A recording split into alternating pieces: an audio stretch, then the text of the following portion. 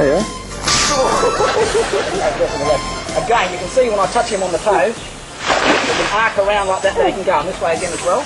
So if I actually close his little eyeballs so he can't see me, I like to get inside of the arc. I've got to go. It's a bit like a redback. No, they haven't got any markings on. Hell, I think he dropped onto me then. He did. Quick, get him off me, get him off!